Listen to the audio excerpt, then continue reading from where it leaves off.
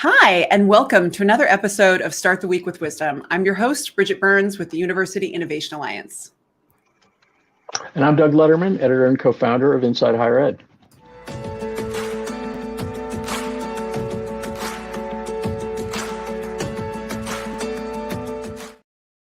Each week, we bring you a short conversation with a leader in the field that we think is a voice that you should be listening to. And we are trying to elevate them and to learn from them about their journey as leaders and also distill any sense of wisdom or perspective that they can give you that we think would be useful for you, especially as you start out on a Monday. So that's why we call it Start the Week with Wisdom.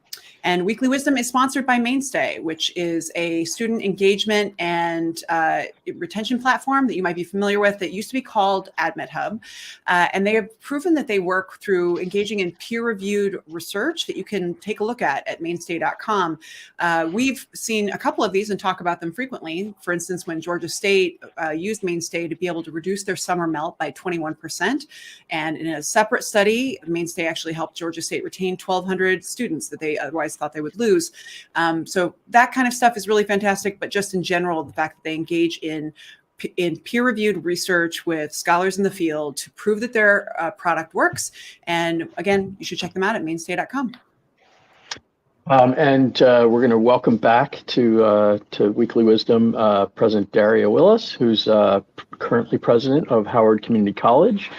She was president before that at Everett Community College, and she was on the show when she was there. Welcome back, President Willis.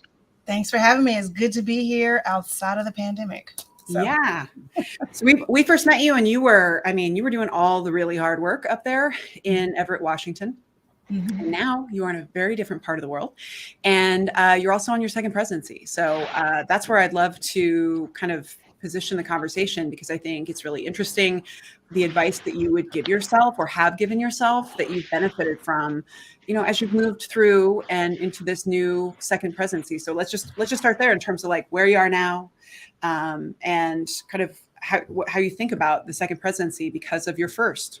Yeah, I'm at Howard Community College now in Columbia, Maryland, an institution with a little over 23,000 students. I'm terrible at math and geography and stuff. So we're somewhere between like Baltimore and DC, nestled in this cute little community that thinks very highly of themselves, which they should.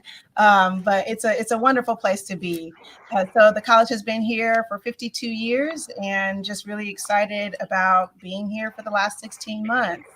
But now that I'm in my second presidency, the biggest advice I think I give to myself and the things that I think about often is trust no one when you come in the door.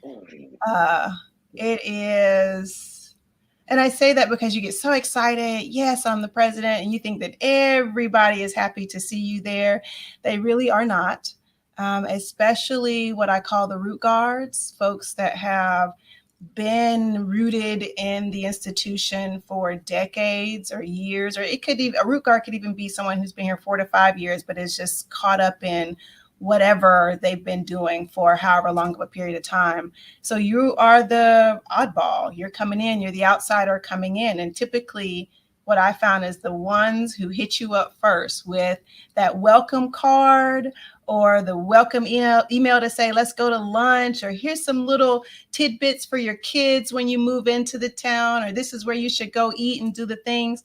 I don't know, just be careful of them. I have just learned in my experience that they are the ones who cycle back 3 to 6 months down the road, and there's an issue that you need to take care of because of whatever relationship you started with them in the beginning. I think that's super interesting advice. So I'd love to go into that in terms of, I do feel like a lot of presidents kind of, when we talk about this, we get a lot of platitudes. So I love that you're being so honest about it, because it's true, because a lot of people could get a promotion because of you. A lot of people could get something they want because of you. Like too often presidents on their day-to-day, what I observe is that they primarily interact with people who work for them or who want something from them. And that's it. And you don't talk to a lot of other folks. So being guarded is, I think, a smart move. It's not a sign that the people are bad. It's more you would want someone to be guarded in that moment. Yeah, and I've made that mistake before, where I trusted a little too much coming in the door, right? and I've given something, or because this is what they told me. And then after I've done it, maybe 6 months down the road, you have a much clearer picture of what the real story is. So I'm not saying this to say I've never done it before, but I have made my mistakes. I've gotten my cuts and bruises from that. So just be guarded, protect your inner peace and all of that, but don't trust people when you first walk in, because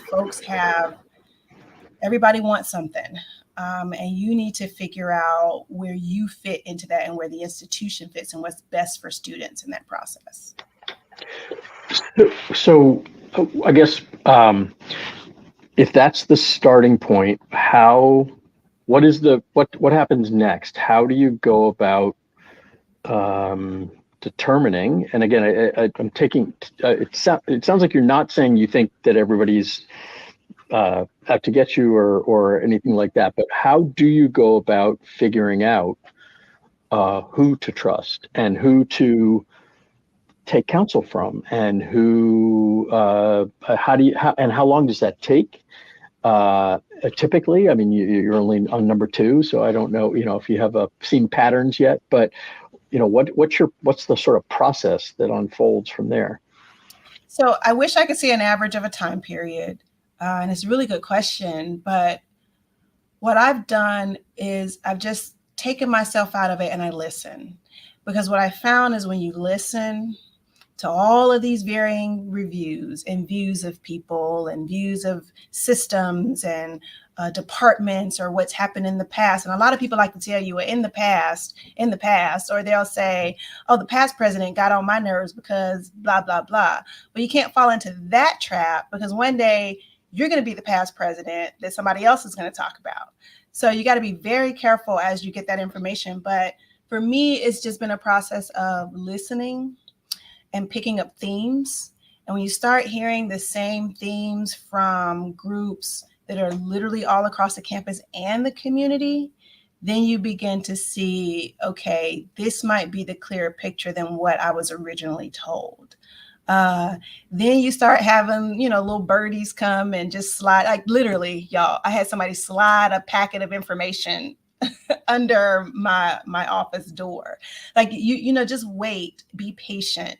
Don't be so quick to come to judgment or to make a friend on campus that you want to quote unquote trust. So I think in my first presidency, I would honestly say I kind of moved a little too quickly with that. This time around, I took the foot off the gas and I sat back and I did a good 6-month tour, listening to folks, writing things down. At night, I would keep a journal of this is what I'm hearing. And then in like my 4th or 5th month, I started to just read it out loud and replay some of those themes. And then honestly, I brought in somebody that I trust from a previous institution with me here, because I needed somebody else to tell me, are you hearing these same things? And what are you getting from this person? Because they'll act one way with you and then present themselves a different way to other people. So I brought a trusted colleague to come and just really help me look at things in a different way. And people don't like that when you do it either.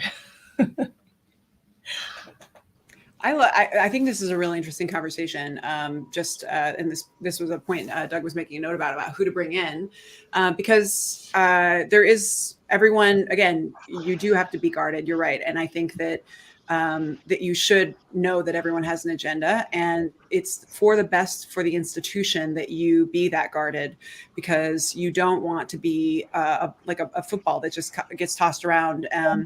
The piece that struck me is just this idea of disparaging your predecessor, because I do see that where it's not so overt, but I do think that new presidents there is a very clear expectation they are going to immediately distinguish themselves from their predecessor. Mm-hmm. And that in itself, if we weren't thinking about the presidency, if we were just thinking about the long-term effects on these institutions and the whipsaw of that, where we had a strategic plan and now we have a new president, now we're doing that. And that is one of the things I observe consistently, is that turnover, especially if it's every 5 years, then the institution is kind of on a hamster wheel of not making any progress. And yet, even the most noble leader coming in who doesn't want to participate in that, they are asked how they are different. I feel like the institution kind of forces you into that position of, well, they were this way and I'm this way. And I'm not saying anything negative, but we're going to be doing things different. And that, again, I just think about the head like pivot constantly and what the effect is. Mm-hmm. And can I actually just add one thing? I mean, if you're a rank and file faculty or staff member, how do you establish sort of continuity of confidence in the institution, which, remember, that's ultimately what we're talking about here is, again, careerism is important and what happens to any individual leader is important, but it ultimately needs to be about the sort of long-term arc of the institution. And I do fear that sometimes boards contribute to this in the hiring process by saying, we need somebody to do X, and the suggestion is, partly because our previous leader didn't. I don't know. I'm just curious. There's a lot of really interesting stuff here. So that's interesting that you say that, Doug, because boards say it all the time. And even in my previous institution, they'll say, we need a leader that'll take us to the next level. And then after you're hired and you sit down with them and you say, so what does next level mean? They can't tell you what next level means. And then when you start to see, okay, this is what I'm hearing, and you go back to your board and you say, so here are the things that I'm finding, you know what, they sit there with their mouths wide open because they had no idea that this is the stuff that's going on. And so, when especially with this position, I've been very careful not to do that. So like the things that we are embarking upon are challenges and issues and opportunities that the college said that they wanted to do prior to my arrival. So when I start saying, all right, we're going to get this done, and people, try to slightly push back, I remind them, no, you said you wanted to do this X amount of years ago. Here's when you said it. I'm just giving you the space to make that happen. Instead of coming in and saying, we're just going to completely flip this institution around and decide to go this way. Because you're right, the tenures are short. And even when tenures are longer, and I've followed 2 successful presidents who have been there for a while, there's a certain point to where everybody kind of takes their foot off the gas sometimes. And we begin to coast a little bit. So I think it's a double-edged sword, if I may add to that. But that's why, like, for example, we were facing a reorganization when I was hired. But before I was hired, I said, so somebody make a decision about this reorg before I come in. Because if you make the decision when I come in, then I have no other choice but to push it through, because that's what the college decided. But they didn't do that. So they had a reorganization committee. They had a wonderful document that they produced. I listened to people for 5 or 6 months. I read the document. I had this all campus meeting where I announced what my decision was. And what I did when I announced the decision, I referenced each page in the document where they said that this is what we wanted to see. So I'm not doing anything radically different than what you all had already set yourselves up to do. I'm just the vehicle. I'm like the conductor. I'm helping you push it through to make it happen. That's smart. I think this is a really interesting kind of deeper theme for us to cover on this. And I love that because it's your second show that we can go here. But I know of currently I know of 2 institutions. I possibly know of a third where you have had a long-serving, beloved president, and they are followed by the first, either in one case it's a first person of color, first woman, and only after a few months on the job do you realize that long-serving president hadn't been making hard decisions for a while. And I don't think that we should, I can't even judge that, because honestly, I've never been in a position for as long as these folks have served. And I understand that you do take your foot off the gas, and you do have to choose your battles about when you're really going to be mounting an offensive versus when you're going to be kind of guiding on a flat path. Mm-hmm. But that means that you have left the first woman, the first person of color in both cases, to get rid of a lot of people and to make a lot of really hard choices that are going to make them far more vulnerable. And that we frequently do this where, especially I have noticed with when there's a first time president, that there's such accumulated buildup that you set them up for failure. Mm-hmm. And so I'm just wondering about picking and choosing your battles in that first year, about how you don't just take on everything at once so that you immediately put a bunch of targets on your back. How do you decide which things that are going to be hard but essential? Do you consider like spacing them out perhaps, because so that you don't just take it all in the first 6 months or the first year? Like, is there even that much strategy to it? God, I wish, Bridget. I mean, so first, let me just say thank you for recognizing that, because it's a conversation that I literally just had with a friend to say, we're in 2023 and we're getting all these firsts. And I wonder how long these firsts are going to last, because presidents today, especially if you're a president of color, you are evaluated, in my opinion, this is just my opinion, there's no research behind it, completely differently than presidents of the past who didn't look like me, who were evaluated on how many pretty buildings we can put on a campus. So thank you for recognizing that piece. I think from a standpoint of like, how do you do it? It depends on the situations that you have facing you. So if it's a situation where the college is essentially going to be put at risk, then that's something that you need to go on the battlefield for. If it's a situation where there's people on your leadership team that's just annoying and you just don't want to look at them, or, and they've been long serving, okay, you can wait on that. You just need to go take a chill pill and figure out how you can make that happen, right? And wait them out. And sometimes you can use it to your benefit, because some people want to see you tell them to go so that you can get big severance packages, and then they can go in the community and say all this stuff. But when you, the president, sit back and say, actually, you know what, take all the time you need, the college will be here, la, la, la, la, la. It changes the entire dynamic of the relationship. But at Everett, at my last institution at Everett, the challenge there was a pandemic came on top of everything else. So I was only there for 8 months until you had this global pandemic, and I'm dealing with some things we needed to change. And then I've got the pandemic on top of that. So I think to a certain extent, I took on much more than I would have anticipated, just due to other issues out of my control. I think here I have been able to strategically say, here are the things that we need to do.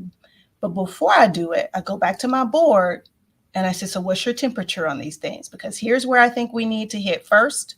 And we're going to have to hit this hard, and we're going to have to drive it through until the end. But here are some other things that we can kind of wait on. They're problems, but we can, it's not going to kill us if we don't deal with it today. So I think that's important, because when the survey results come out and they're a little bit lower, which I can attest to that the last 5 years, the campus loved the president and everything else. And then this year they're like, I don't know about it. I mean, your results dip a little bit. Then you can explain it, and your board is behind you because you've prepped them and you showed them, here are the things we need to deal with now. And they remember these were the hard decisions that needed to be made. But if you don't have that relationship, it makes it harder for presidents of color to survive in those instances. And then I'll also add that for me, I have made it a point to be very active in my community my first year. I've tried to be everywhere, be seen everywhere, take pictures, eat all the chicken dinners, kiss all the babies, go to all the things, so that I can build a community and support system out there while I'm building and fixing in here. So when things get just a little bit in here, I still got a support system on the outside that understands, the direction that you're trying to go. I know that's a long way around. I'm sorry to be so talkative, but no, it's really interesting. Okay.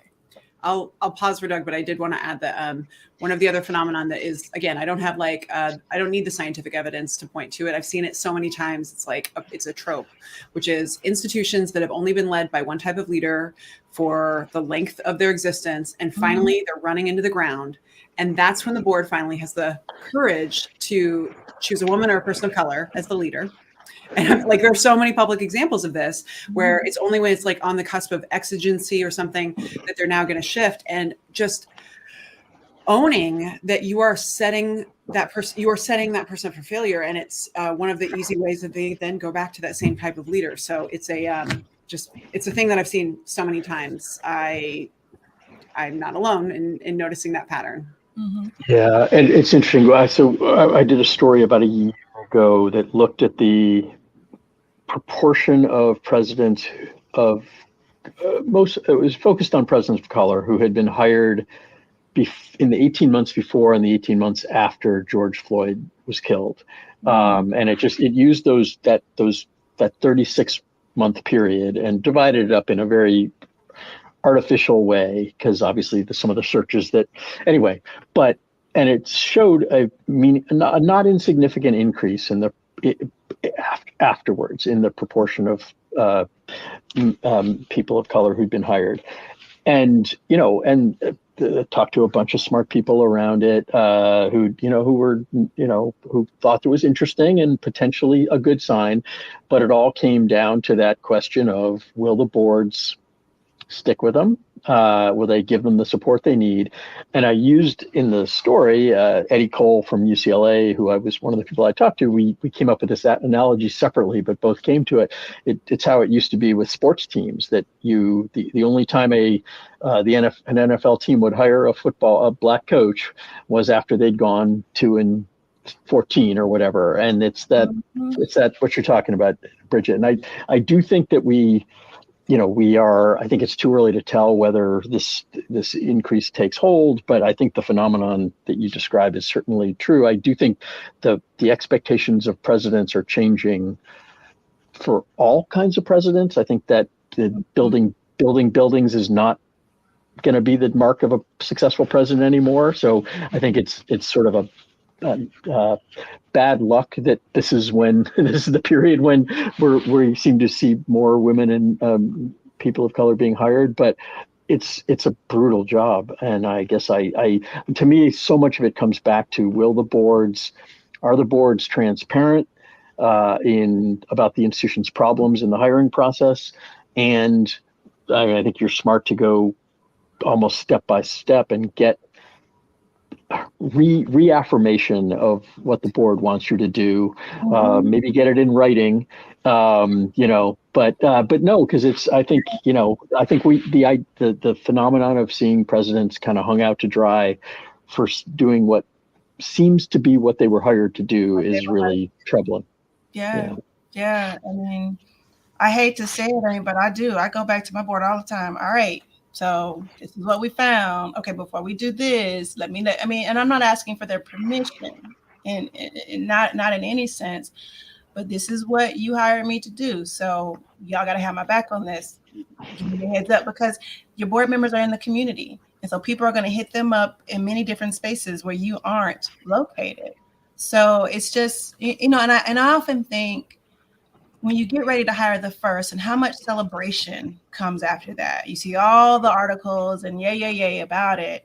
But the question becomes, is the community ready? Is the board ready? Is the college ready? And are you going to hold that president to the same standards that you held your predecessors? Like, don't continue to move the goalposts further and further back and then point the finger at them when or if they don't meet whatever these standards are that you put out there that you all didn't have a clear understanding on when you came into the position and the roles together.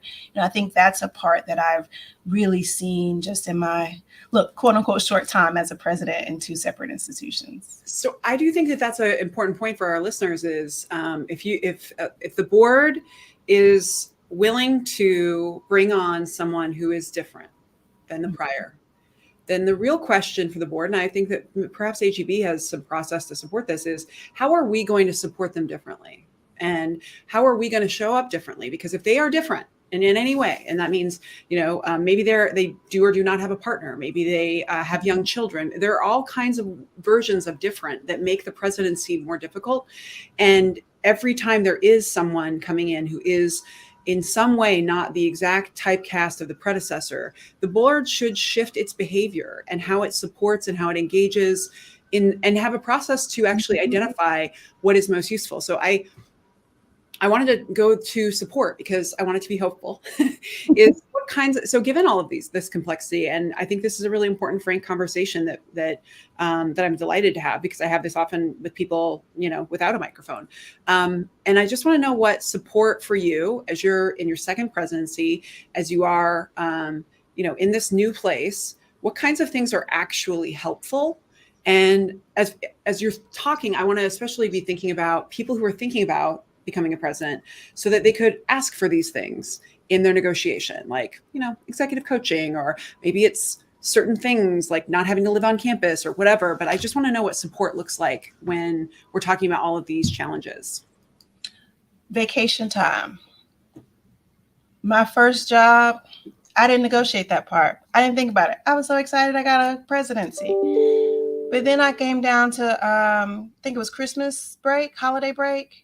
And dear God, I didn't have enough time to take off for the holiday break. I was sitting in my office the week of Christmas.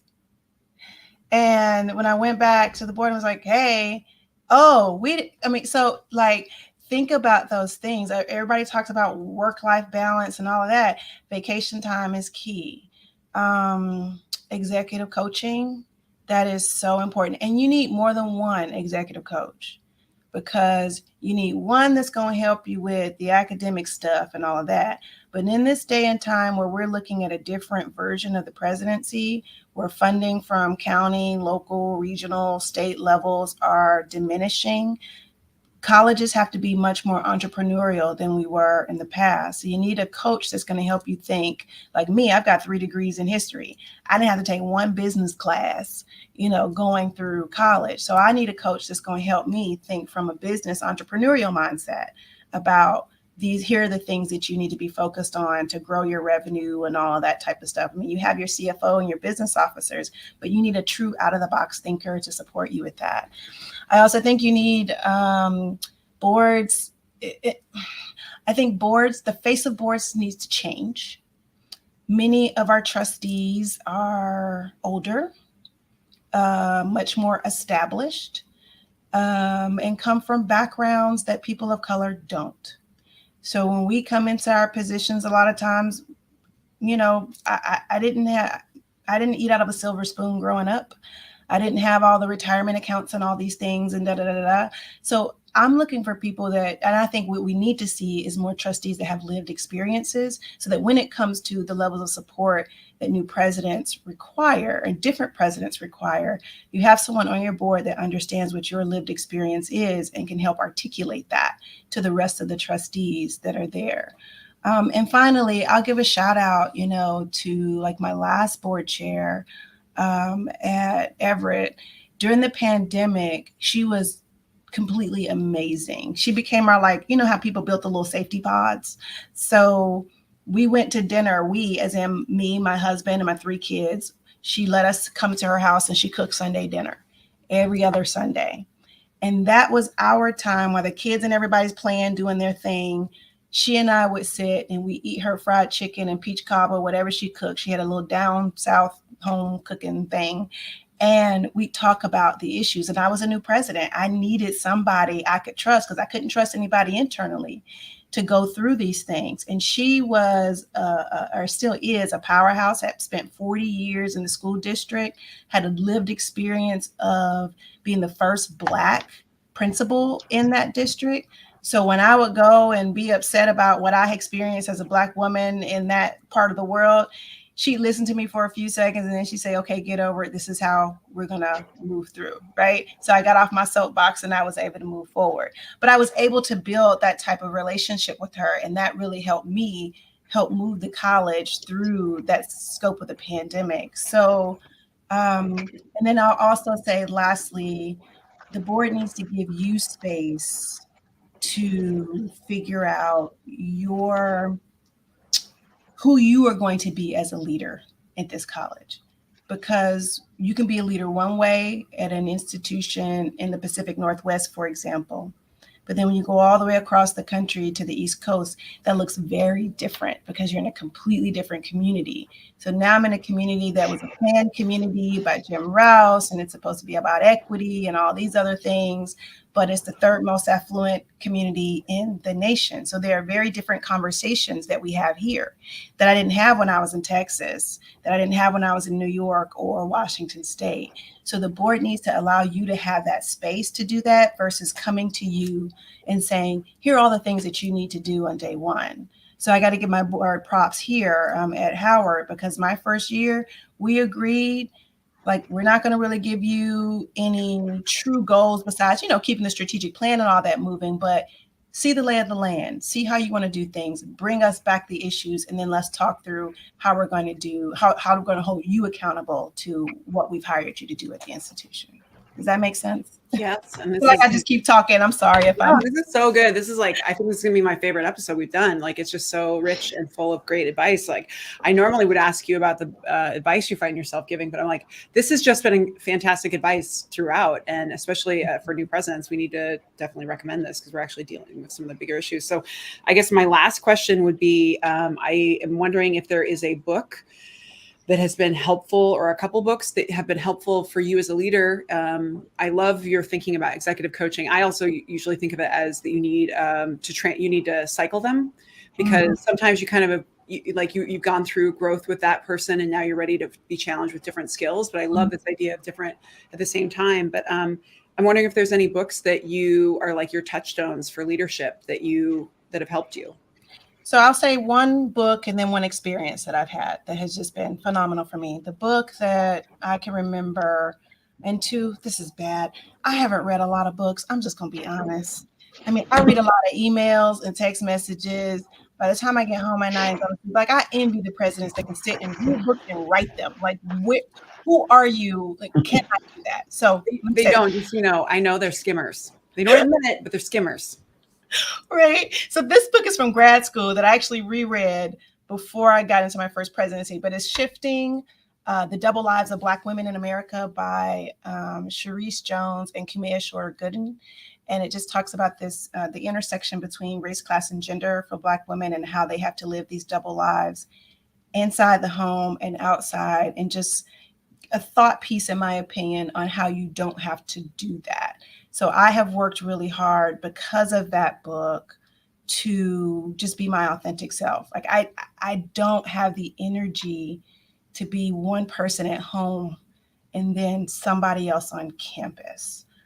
So I have learned that who you see, what you see is what you get. I'm going to keep it 100. And I know how to act when I get in front of state legislators and all of that stuff, but I'm still Dr. Willis, I'm Daria. It is what it is. So that was a really influential book. And then for me, an experience that I had right before I became president at Howard, I was selected as an Aspen Ascend Fellow, the 2021 class. And when I say that is the most influential experience that I've had.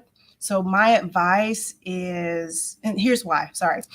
The reason why is because it gave us the space to be leaders, to think. Because think about your days as presidents. It's back to back. You're traveling, you're doing this, you're doing that. When do you really have the space to sit back in the woods and stuff? You know where Aspen is, and that kind of interesting compound place, whatever. But where it's quiet and you can practice the Socratic method. You can read and you can discuss with different people who are outside of higher ed, who are in different industries in the world or in the country, that y'all are all going for the same goal. You're trying to help children and families across the country, but you're doing it in very different ways. And you can take pieces of that back to your institution. So I just love that 18-month experience of being able to take a step back away from my college, thankful to my board that they supported me in that. And it was actually when I was going through the search process, I said to them, if you can't accept me doing this, then you may as well not hire me. I'll just stay here where I am. So they did accept it. But find not a leadership development academy, because if you become a president, then okay, you can do it. But find that space to where you can think about what you're doing before you do it, where you can reflect, where you can challenge each other and people outside of higher ed to learn and grow, and then bring that back in your leadership journey at the college. I love it. This is perfect. This has been a perfect episode. I just think you've given so much insight and perspective and wisdom, and I think people are the better for it. I know I am, and love the shout out to Aspen. Everything they do, is so world class. They like, and Josh's team. Like every time I interact with them, like they're doing just such incredible work, and how they build out like pedagogy and everything. It's just like 100 out of 10. So that's a fantastic plug. And that's our new sponsor, I guess. Just kidding. Well, thank you again, President Willis. This has been a real delight. And if there's ever a time when you want to come back, we'd love to have you back on the show. So good luck to you all. And to you at home, I hope this has been as inspiring to you all as it has been for us. So we will see you next time. Thank you.